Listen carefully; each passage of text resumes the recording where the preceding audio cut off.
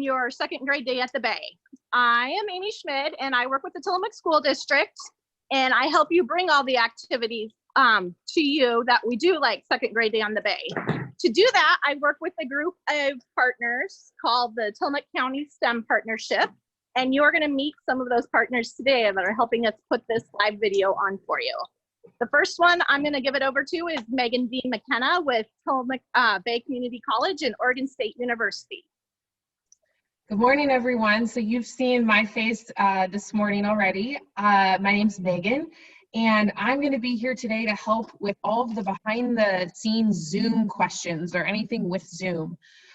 You'll notice each of you are muted, and you, in order to unmute yourself, you'll need to just ask a question in the chat box. So if you've got any questions, you can go ahead in that bottom bar right in the middle, there's a chat. And so if you've got a question, go ahead and type it in there, but we're gonna just make it so we don't all are not able to unmute, so that we don't have too many people talking at one time, because with Zoom it can get hard to hear if there are a lot of people talking. So it's great to see everyone, welcome, and let me know if you have any questions. Okay, so now I am going to introduce you to Chrissy Smith, and Chrissy will tell you who she's with. Hi, I'm Chrissy, and I'm the director for the Friends of East Park Bay Web. And we sponsor this field trip and work with the Tillamook School District and our other partners to bring it to you every year. It's actually our longest running education program, so we are very bummed we don't actually get to take you to the beach in the Bay today. But we hope that you find today really fun and interesting, and then we have a lot of videos that you can watch afterwards to learn a little bit more. All right, next we're gonna go over here and we have a very special guest. This is Joel Thomas, and right behind him his wife Roxy. Go ahead, guys. Yeah, so my wife Roxana and I own a business called Glenn's Gizmos, and we get to come and help with second grade day at the Bay every year, which we're really blessed to be able to do. We also run the Tillamook Outdoor School program with the All right, and next we have a very familiar face over here who you might have recognized from last year when you came to the Boathouse for your first grade field trip. Yes, I'm Claire Thomas, Mr. Thomas. So it's really nice to see you all again. You're going to have a great time today. And hiding back here in the corner, we have one of our science coaches and helpers, and this is and he's been a great helper this year. So I think Chrissy is going to kick us off here with a little introduction. Yeah, let's get a little closer. So if we were to actually have been able to hold this program, then what we would have done is we would have come to your school with a lot of the animals that we're going to show you today on this virtual class, so that you would get to meet them and know them. Then the next day, we actually would have taken you out to the beach to explore the tide pools, and then to Neat Park Bay to explore that habitat as well. And we would talk about how these habitats were similar and how they were different, and what adaptations or special features that animals have that help them survive, these animals use to survive in these different really awesome habitats. So today we're going to kind of show you all of these different animals. We'll talk about where they might live and how they might survive in these places. And then you guys get to watch a set of videos that we created that's filmed right from here, which is kind of cool. A lot of videos we watch are filmed from somewhere else. These are actually the footage that we collected so that we could show you what you usually get to see on these trips. So I'm going to hand it to Joel, and Joel's going to kick it off. All right, I get to share with you about some animals that you find at the tide pool and in the bay. And we're going to talk about how those two habitats are different and how they're similar. So both the tide pool and the bay habitats can have salt water in them, but the bay habitat also has a fair amount of fresh water coming in many cases from rivers. And so one of the things that might make them different would be salt content. More salt in the ocean, sometimes less salt in the bay water. We're going to look at crabs and echinoderms specifically in here. So let's start you out with some crabs to look at. Woo! He's gonna get us. So this is a Dungeness crab. This is the crab that's really good for eating and that people love to catch for food. This one has a fin tail down here and a thin telson, and it's shaped a little like a lighthouse with a pointy bit there. That tail can actually flip out, but this one is a male if it's thin. If it was a female, it would be big and wide and circular. And it does have these big pinchers. In fact, this one is missing a little piece of its pincher over here. But crabs, which are crustaceans, molt. They lose their old shell and get a new one underneath every once in a while as they grow too big for their old shell. It's kind of like outgrowing your clothes, and your parents have to help you find some new clothes that actually fit you. A crab's shell doesn't grow with the crab. It's not like a snail. Snail shells grow with the snail. Crab shells get too small and they have to grow a whole new shell and get rid of the old one. We call that molting. Crabs like this are decapods. So deca means 10 and pod means like head, or pod means legs or feet. And so 1, 2, 3, 4, 5, 6, 7, 8, 9, 10. 10 legs. So this one was a Dungeness crab. Now there's another one in here, if I can get it out without getting pinched, which looks real feisty and could deliver quite a wallop, except it's a fairly friendly species of crab. It has even bigger pinchers. Look at how huge those are. But this crab, which is a little speckled or spotted rock crab, isn't like the other rock crabs. There's red rock crabs that are really mean and pinch really hard, and they fight a lot. And then there's this one, which doesn't do that as much. It can still pinch, but its behavior is to curl up into a ball when it gets scared and drop to the bottom of the ocean to try to find a spot to hide. So this crab is fairly timid. This one is a male as well, right here. You can see the bubbling up here by the mouth. They have to get oxygen into their gills, which are in here on the sides under the shell. And so as they pass water or air through there, sometimes they'll bubble around the mouth.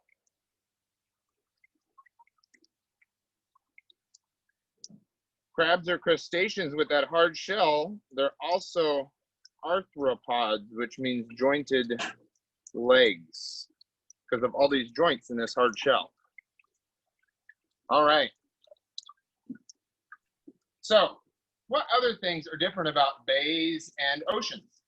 Another thing that's really different is oceans have big waves. You probably have noticed that if you've ever been to the beach. And those huge waves can make living harder for animals, but they can also make it much better for animals. So the ocean has a lot more oxygen because there's more oxygen getting mixed into the water right there at the coastline with all of those big waves. But they can also wash animals away from their habitat. So animals that live at the ocean in the tide pools have to have the ability to hold on really tight or hide really well whenever the tide changes.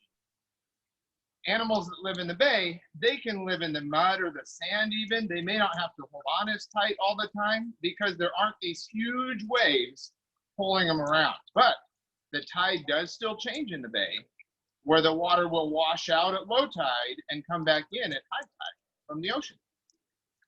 All right, let's talk about one more thing. Then I'm going to release you to the next people over there. So these are sea cucumbers. Well, they get their name because they're kind of cucumber shaped, and they're a type of echinoderm. If you break that big word down, because most science words are Greek or Latin, if you break that big word down, echino means spiny. Well, actually, technically, it means hedgehog. And if you look at derm, derm means skin. So that means spiny skin. And sea cucumbers like these do look like they have very spiny skin. Look at those big spines. But they're soft and leathery. And then on the bottom, how it's crawling here, there's all these tube feet with little suckers on them like a sea star has. So echinoderms are things that look like they have spiny skin. They have tube feet, and they usually have something called pentamerism, which is five-sided symmetry or radial symmetry from the center out like sunshine, right? So let's grab something in here that shows that really well. Here's another kind of echinoderm. This one is a sea star. This is a big pink sea star. This sea star can get really huge. This one's the young one. And you can see it has all of these hard spines, which are part of its skeleton. Sea stars have a dermal skeleton. So you have an endoskeleton. That's a skeleton inside your body that your muscles go in and attach to your bone. That's what allows you to move and gives you the shape that you have. Then some animals like a crab or a crustacean, they have an exoskeleton. That's a hard skeleton outside the body that the muscles go out to attach to. Sea stars have a dermal skeleton. It's a skeleton built right into their skin. So lots of little skeleton parts, and sometimes they stick out, which is what the spines are. In between there, the soft, mushy bits are things called skin gills. Because just like you and I need oxygen to survive, these guys also need oxygen to survive, even though they're underwater. They get it from the water. There's oxygen mixed in or dissolved into the water. And so with this sea star, it has skin gills that stick up like little frilly forests that are soft, and oxygen goes right in through their backs, and some waste can come right back out. Of course, they also have to go to the bathroom. But that's how they get their oxygen in. I'm going to show you one more thing. Oh, I almost forgot. Well, that'll be okay for now. We'll come back. This is an ochre star. This is one of the most common sea stars we have. And right here, it's missing a ray, but it has a little teensy baby one trying to grow in between there. You can see the very tip of it. And this ray growing back will be its fifth ray. And it has the ability to regenerate body parts, kind of like the crab can regrow a pincher, a sea star can regrow a ray or an arm. And right here, there's one more fun thing. There's a scale worm right here. That weird looking thing in there is a little commensal scale worm that's living here on this sea star. Okay, I'm gonna prove to you that they're really good at protecting themselves. Are you ready? Here's a homework assignment. Someday when you can go to the tide pool again with your family, find a sea star, and if it comes up easy, you might be able to pick it up, but sometimes they're just stuck on the rock and you just gotta put your arm to them on the rock. But what you're gonna do is, since they're covered in gills to allow them to breathe, you're gonna cover those gills with your arm or somebody. Find somebody you know, think of them right now, who has a very hairy arm. Have you got somebody in mind with a hairy arm? Good. Okay, that's the person you need to get to go to the tide pool with. Don't tell them what's gonna happen. And you get them to put their arm out and put the sea star upside down on their arm or put it up against it. And what happens is all those skin gills get covered, and sea stars, it turns out, are also covered in thousands of little microscopic pinchers, just like a crab has in some ways. And when their gills are covered, those little pinchers go to work and they grab onto the hairs and they pull so hard they can even rip the hairs clean out of your skin sometimes. But that's because they have little pinchers all over their body that protect their skin gills and keep them clean. Pretty amazing the different adaptations that this animal has to survive in its different habitats. All right, are we ready? Well, I think there's one thing in your tank that's not in any other tank, Oh, what should we look at? and that's the sea star. Oh, the nudibranch? Yeah. Would you like to talk about it? If I don't get pinched in the process of getting to it? Here you go. All right. So one of my favorite things to see is actually these nudibranchs. And this is called a sea clown, which kind of makes sense, right? If you think about a clown, they often wear these kind of colorful outfits, polka dots, and that's sort of how this guy gets named. And it's called it's a sea slug, and it's called a nudibranch because nudibranch actually means, it's kind of silly, but it means naked gills. Because when I put this slug under the water, it will put its gills out, and there's no covering on it. So it's a pretty kind of describe something about the animal. So I'm going to put it in the tank. I wonder if you should put it in your tank at the end so you can show them underwater. Oh, that's a good idea. I will put it in my tank so you guys can see it. But this sea slug laid eggs in our tank. And so if you look right down here at this tank, and you see on the side of the tank that there is something that looks sort of like a flower, right? Those are actually the eggs from this sea slug. They laid them last night. I'm going to put it in the water so you guys can actually see what it looks like.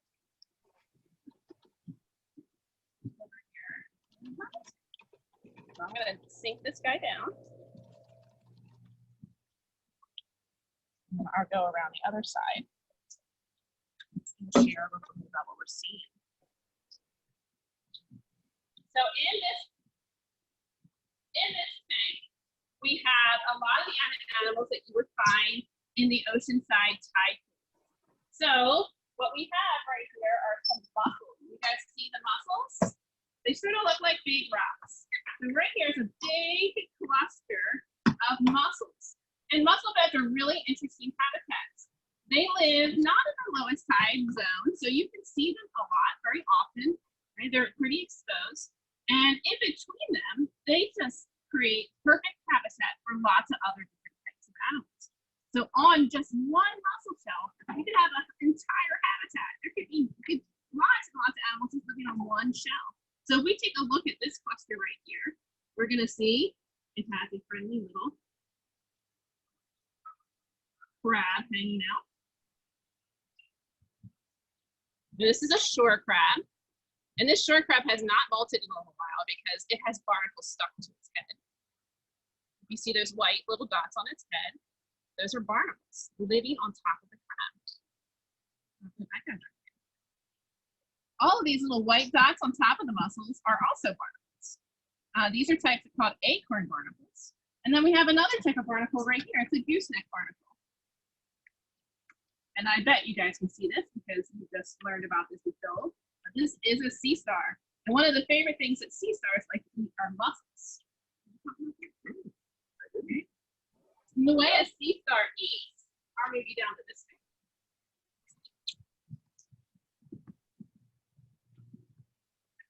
I have a very small sea star. You guys see my small sea star?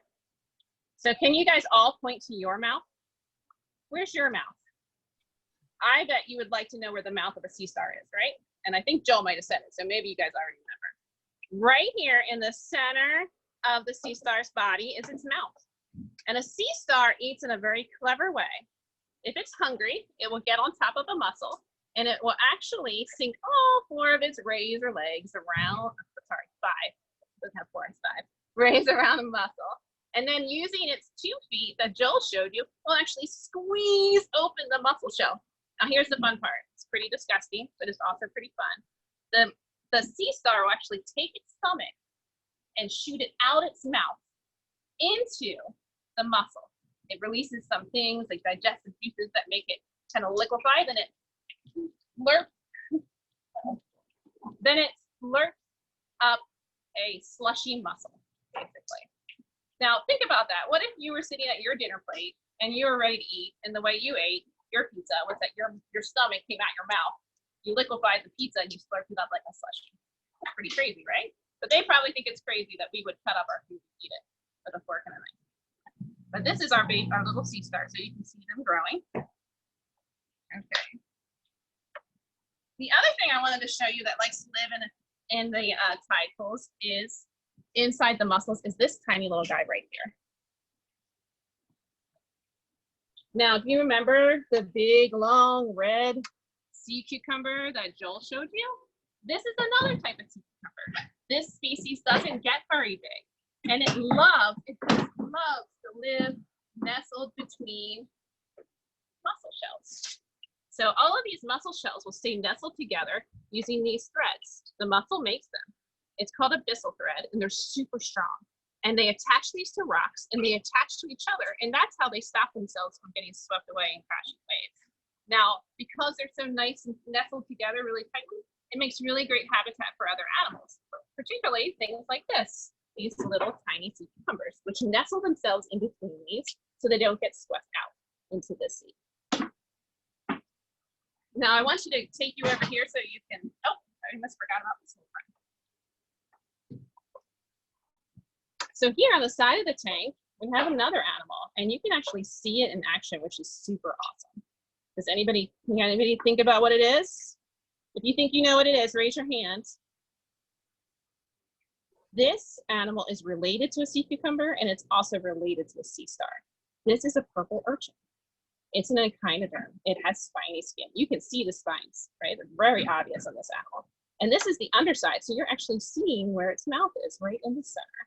And you can see that it also has 2 feet, which it's currently using to move along the edge of the tank. Really awesome animals. So what I'm going to do is I'm going to have you come over here and just scan these tanks. This tank right here are all examples of animals and algae that you would see living in tide pools. So if you scan through, you can see the mussels, the barnacles. You can even see the mussels are open and feeding. They're filter feeders. That means that they pull food into their body and kind of pull the tasty particles out and eat them. You have a red rock crab hanging out right down here. One thing I think is really awesome, and my daughter's a 2nd grader, and Lily will know that I'm very excited about this. All those little white particles up there, those are tiny little baby barnacles. And while Mr. Thomas is talking, I'm going to put some under the microscope so you guys can see them. So I'm going to hand it to Mr. Thomas.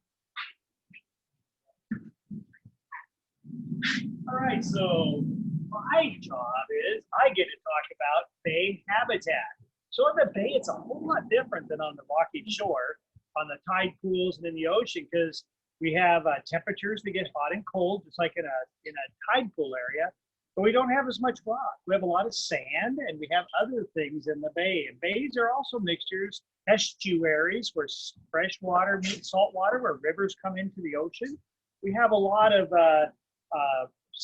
salt differences. So up by the rivers, it's pretty fresh, and as you go out, it's pretty salty. So the bay has changing salinity, and as the tides come in and rise, we get saltier waters. As tides go out, we get less salty water. So creatures here have to have special adaptations to survive in the salt. And as the tide goes out, it gets very shallow in the bay, so up in the upper surfaces. So the creatures have to be able to withstand warm water, which means less oxygen. And so I'm going to show you 2 habitats. Bays have a lot of sand flats, and then they have eelgrass beds, sand and mud flats, the tidal flats. So I'm going to show you some tidal flats here first, down here at this side. So we take a look at this tank right here. You're going to see this is a sandy bottom, so very, very sandy. And you can see that creatures that live in here are things like these little sand dollars. And you can see in the back, the big antenna. I'll point behind it to the moon snail. Can you see my finger back there pointing? So there's a moon snail right there. I'm going to pull him out at the end so you can see how big he is. He's really big, and he's got antenna. Okay, and then we have all these little sand dollars. You might think there's not very many sand dollars there, but there's actually a lot. So if we take a look at a sand dollar, I'll pick one up right here on the surface. They like to be here. This is a live sand dollar. Okay, and I'll bring him out of the water so you can kind of watch him move. This is the top of the sand dollar, and you can see maybe the 5 rays that make it a sea star. And you can see kind of it moving now. Can you see the edges out here and it moving? Or if I turn it over, you can see quite a bit of movement usually. Can you see all that changing light? That's them moving back and forth. Well, these are called ambulacral grooves, just like a sea star. And what they'll do is they collect food on the edge that floats in the water, detritus, zooplankton if it's bigger plankton usually, and they'll funnel it to their mouth, which is right there in the middle. And then they'll go ahead and eat the food. So a lot of creatures in the bay are creatures that capture food on tentacles from just the bay water moving in and out, and then move it to a mouth somewhere. So they're a tentacle feeder, okay, or a deposit feeder, or sometimes we use the word detritus. Sounds like a dead tree. Well, it means dead organisms. Okay, and that's a sea star. If I put him down in here and put him flat, what he'll do is he'll simply bury himself. He'll start to move and he'll bury himself like this. Now, when you see sand dollars, how many sand dollars are there actually? Well, let's take a look and let's just see how many sand dollars there are in this area. So you can just see sand dollars coming up all over the place. Can you see that? Just sand dollars everywhere. And often when they get the tidal change, they'll line themselves up like this. I'm going to fake it here. And when they're feeding, they'll line themselves up kind of like this, and they'll feed lined up like this. And they'll just line up. Like these two are actually lined up on their own. I don't think I put those there. Okay. Some of you are wondering what this thing is. Looks like a vase underwater. That's a moon snail egg case. So they actually lay these. They're actually slightly submerged, and they'll lay them down, and they're their eggs, the moon snail eggs. Let's look at how big a moon snail is. So we'll move the opposite side of the tank for this. We'll have a chance to see just how big the moon snail is. And moon snails are predators. They like to eat other creatures. Like this one, see the slime all over that sand dollar? That's from the moon snail. So they like to eat other creatures, and mostly clams or sand dollars or things like that. So you can see the moon snail comes up, has a foot that comes way out here. So you know he's pretty big with a big shell. That's not an eye. That's just the beginning of his shell where he started to live. And so started to grow when he was a baby. So but I'm going to just take him out of here so we can just sort of see just how big this guy is, okay? Because they're a lot bigger than sometimes you might think. So we'll bring him out of the water, and you can see his shell out here covered by his mantle. That's the part that makes the shell, and his foot, and that's his foot. He's getting rid of water right now so he can shrink back into his shell. And here's where his tentacles were, right here. His little eyeballs are at the end of those tentacles, and here's his little area he breathes through on the gills. Okay, let's flip them over. And on the bottom side here, you can see his mouth. It's right there. It's got a lot of sand across it right now, but that's actually his mouth right here. And so everything that comes up across, he'll take and funnel into that. And he has a little radula. I can feel it right here. It's kind of like a little teeth, and he'll scrape things and drill holes in shells and then eat the creature from inside. Isn't that amazing? He never can withdraw all the way into his shell. He's a beautiful creature, is he? Isn't that beautiful? Here's some of the slime he creates on his creatures. Yeah, oh, there he goes. Look at that. See him in there? That's where all of his feeding is. Okay, so we'll put him back. We'll move the sand dollar out away from him so he has to work. Okay, and he can now dig and bury himself back in the sand. So this is a sandy habitat. A lot of creatures live in sandy habitats, from flounders, sole, sand dabs, little flatfish, and I saw one in this tank here a minute ago, but I don't see it. It came from this tank. But let's take a look at this tank. We're going to go to eelgrass beds. Now, if you look at the sand, you can only have a small amount of area to live, whatever the bottom of the sand is, bottom of the bay. So what happens is eelgrass will grow, and you can see how the eelgrass has kind of roots on it. We'll look up, and as you get into the eelgrass, you can see here, it's really dense. Well, instead of just having the surface area at the bottom, which in this case would be basically 1 foot by 3 feet, 3 square feet, you'd have all the surface of every eelgrass blade. So the width of every blade added together and all this right here makes the surface area where creatures can attach or live about 1,000 times what the bottom is in a dense eelgrass bed. And look at how dense, looking from the top down, you can see just how tight everything is. Would that be a good place for baby creatures to live? And if you could watch long enough, when we were watching, we saw a lot of babies in here earlier. And so there's a lot of creatures that can live in here, and often they start really small, but a lot of fish come into the bay and lay their eggs, and the babies are raised inside here. And we don't have a lot of time to look through there. I don't want to disturb it because it'll make our tank dirty. But let's take a look at a few creatures that might be in there. So in eelgrass, or sometimes they say kelp, we might have things like these long-clawed crabs. I think Joel showed you one in the tank over there. But those are kelp crab. They're very, very common in eelgrass beds as the crab that lives there. You can also see little hermit crabs down there, okay? And you can see on the bottom little tiny baby crabs, so a nursery for baby crabs and hermit crabs. And those baby crabs there are mostly Dungeness, but there's rock crab, other kinds of crab in there as well. There's a little tiny baby kelp crab right there. I'll put my finger in so you can see them. There's a little baby kelp crab right there. These are baby Dungeness, all these here. There's a little baby hermit crab. These little fish swimming around look like eels. Those are called gunnels. And they live, again, the eelgrass is their nursery, and they grow up to maybe 9 inches to a foot long and can be as big around as your thumb. And Joel might have showed you some. I don't remember that in the tide pool tank back there, but we had some. But you can see them going up and down on the side of the tank right here. There's just lots and lots of them in eelgrass. Or if you look at this side of the tank over here, you can see a lot of them. They seem to like that water bubbler right there. That is really a lot of animals are in eelgrass. So in the mud flats, sand flats, there's also clams, and we're not covering clams today, though we have some here. But a lot of clams can be in sand, it can be in mud, and it's very, very productive.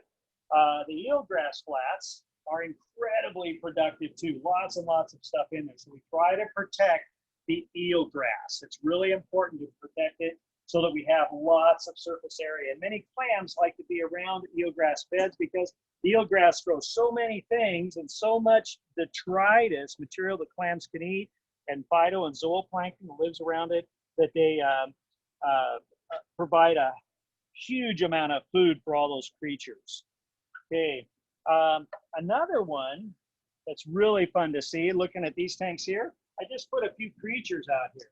So we can see, like right here, the broken back shrimp. Can you see him? That's an eelgrass creature. Here we have a little isopod. He's an eelgrass isopod right there. Okay, he just wanted to sit there right now. He usually gets on eelgrass and hangs onto it and climbs up and down the stem and scrapes it. There's one of the types of gunnels. We have several types. Up here, we have I had a little baby opalescent nudibranch in here, and it disappeared on me. I don't know where it went, but I had a little baby isopod in here. Little baby sea slug, I'm sorry. He was right there a moment ago. But you can see there's a snail, but then there's little hermit crabs like out here crawling around too. So there's snails and hermit crabs that live in there. Now come on over to this tank and you'll see more of the typical, I just took a scoop out of the bottom of that tank, and let's see what we can find in here. Oh, here's a little baby kelp crab right there. You see a little baby kelp crab? Right there. Okay, let's take a look in this tank. So I'm gonna kind of poke down and just kind of see where creatures live here. Oh, look at that. That's a tube worm right here. And so is that one still spread out in the tank? They go down, botanical tube worm. That's a tube worm, and I can show you, if we see one, we'll see they're called spaghetti worms. Let's see what else we have in here. Those are hermit crabs. There's lots and lots of Dungeness babies. Can you see all those Dungeness babies in there? I just took a little scoop of the goop at the bottom of the tank, and we're just exposing what's in that goop right here. Oh, look at that little shrimp. Here's other shrimp. They're not the humpback shrimp. They're another kind of shrimp.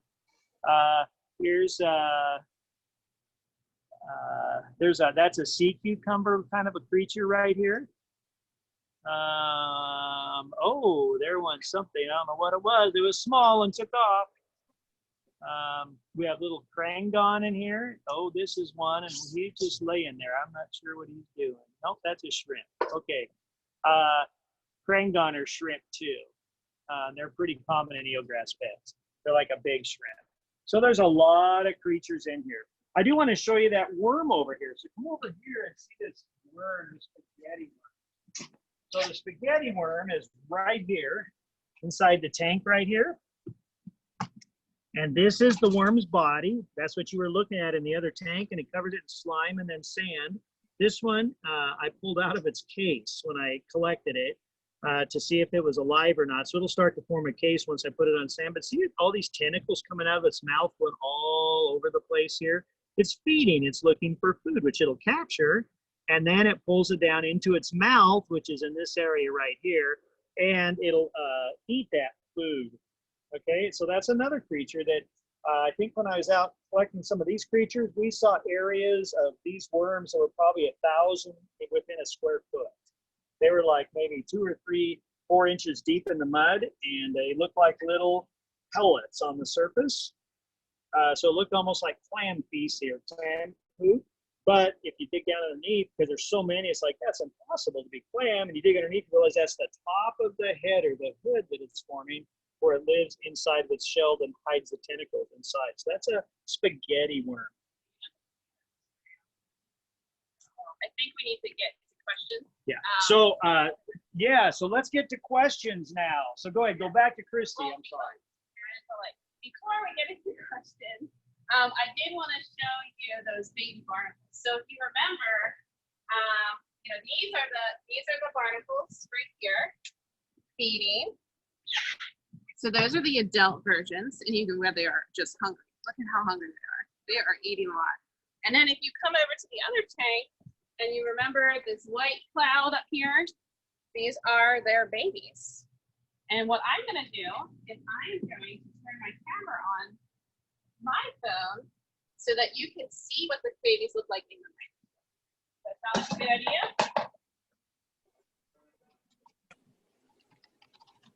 All right. So if you can see this, one second. Just turn your camera. Right in here, you can see these babies. I might have lost it. There they are. They look way different than the actual adult versions do. And they actually swim, which is pretty crazy. So they swim for just a few weeks of their life, and then they will settle out and attach to the rocks like in there. But right now they look like they have a tiny little eye spot, and they're super cute, and they're just swimming around, and that's what's swarming in that tank. So I wanted to show you that before we sent you to questions. So I want to see if anybody has questions. So second graders, I just wrote in the chat, if you've got a question, go ahead and write it in the chat, and it will show up for me, and I can ask it for you.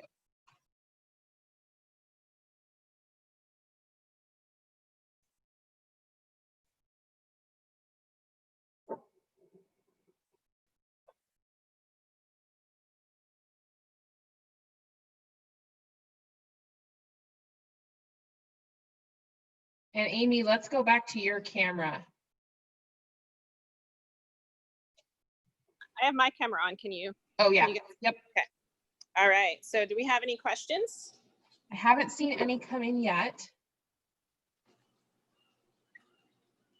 So we got one question. Is the boathouse open to the public yet? Is the what? Is the boathouse open to the public yet? It is not open yet, but it's going to be open within, we hope within a couple of weeks. As restrictions lessen from the government, then we'll be opening the boathouse. So it should be open soon. We're hoping every day all week from about 10 o'clock until about 5 o'clock in the evening, and on weekends until like 9 o'clock. Because we usually have events here on the weekends.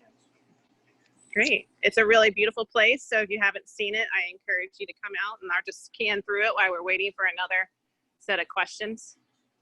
We got a second question that was asking if the second graders are still going to go to the boathouse.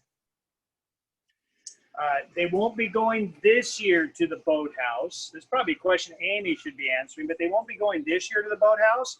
But it's possible we could put together a field trip that would take second graders to the boathouse in future years. And they do come here generally for some other field trips in other grade levels. So they will be to the boathouse at some time. They'll get to come and see it. And many have been here as first graders because they learned to crab and fish here at the boathouse on that long pier. So this is the same building that all you second graders would have seen in first grade when you came and crabbed and fished and built balloons, fish balloons, and looked at buoyancy and stuff like that. All right, we've got another question. How many babies does a barnacle have? Oh my goodness, what a great question. I actually don't know the answer to that. I do know it's a lot, like a lot. Thousands. Thousands and thousands, maybe even more. And usually, and let's just go look at them again, because I mean, how awesome is that? You don't often have baby barnacles on display, Usually when an animal has this many babies, then it usually means that not very many of them make it to an adult. So one barnacle could have thousands and thousands of babies. Pretty crazy, huh?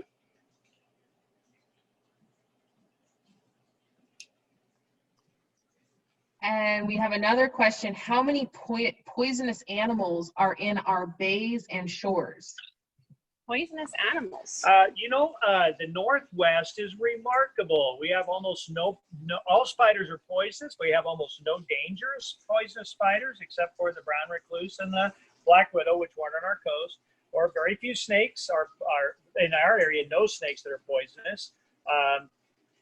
The same with most insects and ants and things like that. Well, the same thing is true of our sea creatures. We have very few poisonous creatures in our bays. And so if you happen to touch a sea urchin in our bays, they're safe. But if you go diving and touch a sea urchin, you have to always be careful of what you're looking at because they can sting and can paralyze.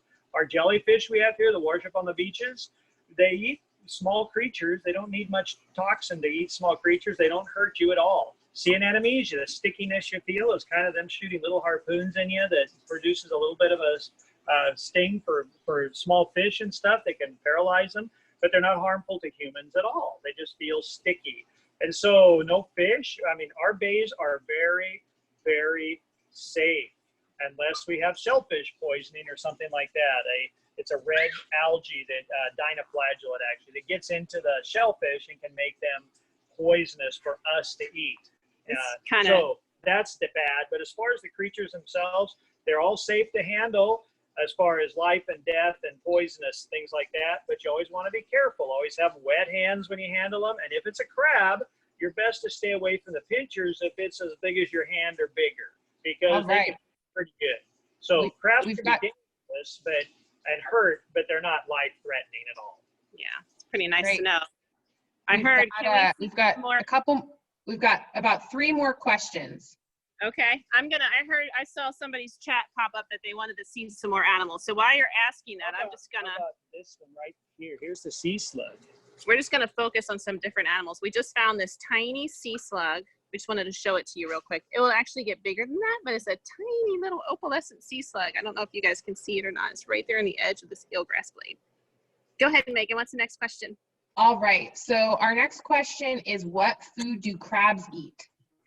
So crabs are scavengers, and so crabs mostly eat dead things. They like, when they're fresh and dead, they like them more than when they're really old and dead. And so a lot of people like to crab with old, dead, rotted stuff.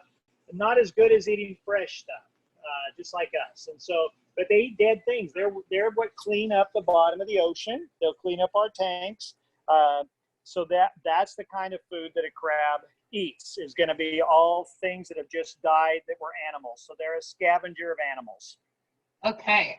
Our next question is, how do barnacles hold on to rocks? Oh, that's a really good question. So a barnacle actually, as a baby, swims around, and when it's ready to be done swimming around, it actually glues its head, which is silly, huh? It glues its head to the rock, and then it stays there forever, and it builds a shell up around it. So they kind of secrete a special like glue and shell material, and they attach themselves to the rock. And what they used to feed with, if you remember, they were putting out those kind of feathery legs. That's actually what they were swimming with before they decided to glue their heads to a rock. Really interesting. Go ahead. Is there another question? All right. Do you only have small animals at the boathouse? We only have small animals. Yes, we don't keep anything real large at the boathouse. So even the fish and stuff, when we have fish in here, we keep small ones that are probably, 6-7 inches at the most. They're very small. When they can grow up to be maybe several feet long, we just keep small creatures, and we cycle them out of the boathouse back into the habitat they came from, whether it's the ocean or the bay. And so we move them in and out of the boathouse to make sure everything is really healthy and alive. And we change the water in the boathouse about every other day. So it's a total water change about every other day. Yeah, it's just not set up to hold anything bigger than like a moon snail, which you guys got to see today. Did you have another question, Megan? I think this will be our last one because it's almost 11, and I want to make sure that we end on time. So how many species of sharks are in Oregon? Oh, that's a really good question. More than, So Joel knows. Joel, go ahead. You answer this question. I don't know the exact number, but I've heard that there's more than 30 species of sharks you can see on the Oregon coast sometimes. So a lot more than you'd think. And about as many as there are anywhere in the world, we just don't see them very often. And most aren't the sort that are going to hurt a person. no. Good question though. Okay. Is that our last question, Megan? We have a couple more. Do we want to go till 11? It's 10:58. Sure, we can take 2 more questions and then we'll just wrap up and say goodbye. Okay. So how do barnacles grow their shell? How do barnacles grow their shell? Yeah, so all crabs, which barnacle is related to crabs, produce, as they grow inside their shell, they get stuck in there and they can't grow bigger. And so they have to get bigger. So they produce a molting fluid and they actually grow, they actually take and they grow the shell actually comes, is it, it comes off? I can't remember. It comes off somehow and they tend to grow bigger. Grow a bigger shell. And so they expand that shell either by dissolving it. Can't remember the exact mechanism, but it might be the molten fluid is dissolving that shell and making it so that the outside layers that they're producing allow that barnacle to get a little bigger. But all barnacles are limited in size, and the ones you're looking at, the acorn barnacles, stay small. Some like the gooseneck, which you're looking at on the screen right now, those barnacles actually live in a leathery tube at the bottom, and so they can just grow as big as they want because the leathery tube doesn't keep them small. They can expand and grow with them. I just learned from a local scientist that we actually have the largest barnacle species, the giant acorn barnacle, and it grows right here in Oceanside, which is really cool. I did not know it was the largest or one of the largest anyway. All right, this is our last question. Why do barnacles glue their heads to a rock? Wow, you guys love barnacles. Give me a take it or you want to take it? Sure, go ahead. So what I always learned is that it was a strategy to help them survive. So they can actually regrow a leg if they lose a leg. But if they lose their head, then it's less likely that they're able to survive. So that is what I have always learned, is that it's just a way to keep themselves alive and safe. They keep the most important part of themselves down near the rock, and they put their feathery legs out. And if they lose one of those, they can actually grow it back. I don't know if anybody else. Answer to the number of sharks. Oh, and then we have an actual answer to the number of sharks. So it is. It's actually more than 17. I was wrong at 30. So there's at least 17 species of sharks on the Oregon coast. Cool. All right. Well, let's see. On behalf of everybody, we hope that you enjoyed today and you learned something new. We sure wish that we would have gotten to show you all of these things in person. That would have been the best way to do it, but these are strange times. So we're really happy that all of you logged on, and we have some other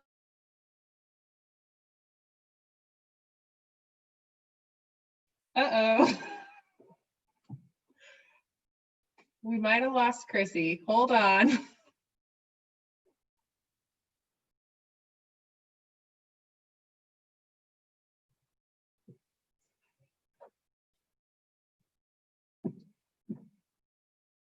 Okay, I think Chrissy is frozen, so we are going to stop it there.